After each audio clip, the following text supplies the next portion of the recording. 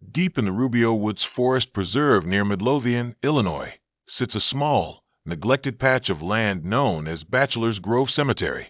While it contains fewer than 100 plots, it is widely considered one of the most haunted locations in the United States. Among its many phantoms, from a phantom farmhouse to a ghostly two-headed man, the most enduring and chilling figure is the woman in white, also known as the Madonna of Bachelor's Grove. The setting: a forgotten graveyard. Established in the 1840s, the cemetery was originally a peaceful resting place for German immigrant families. However, by the 1960s, it had fallen into a state of decay.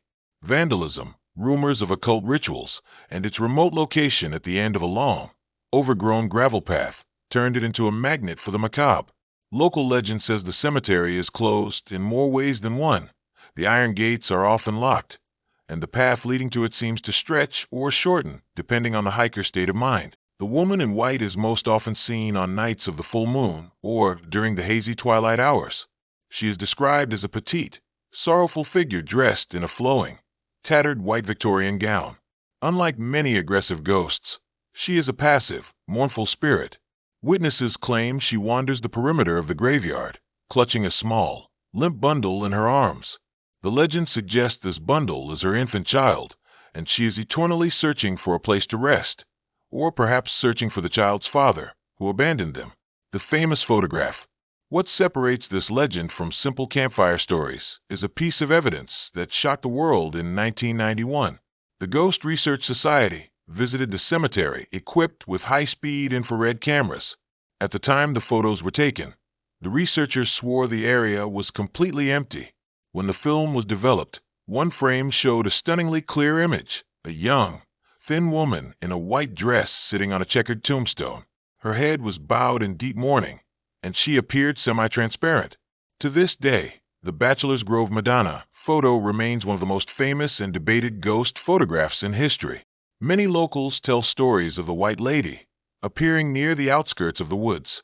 One of the most chilling accounts comes from a group of teenagers in the 1970s who were legend tripping at the site. As they walked down the gravel path, the air suddenly turned frigid, unusually cold for a humid Illinois July. They saw a flickering white light weaving through the trees. Thinking it was a security guard's flashlight, they hid. But as the light drew closer, there was no sound of footsteps on the dry leaves. The light materialized into the figure of a woman. She wasn't walking. She was hovering inches above the ground. She passed through the locked iron fence as if it weren't there. One of the boys claimed that as she passed, he heard a faint, rhythmic humming, a lullaby sung in a language he didn't recognize. When he looked at the ground where she had just been, the grass was frosted over with ice. The connection to the phantom farmhouse. The woman in white is often linked to another famous Bachelor's Grove phenomenon: the house that disappears. Many hikers have reported seeing a beautiful, white Victorian farmhouse with a glowing porch light sitting in the middle of the woods where no house should be. As they approach it, the house begins to shrink, getting smaller and smaller until it vanishes entirely.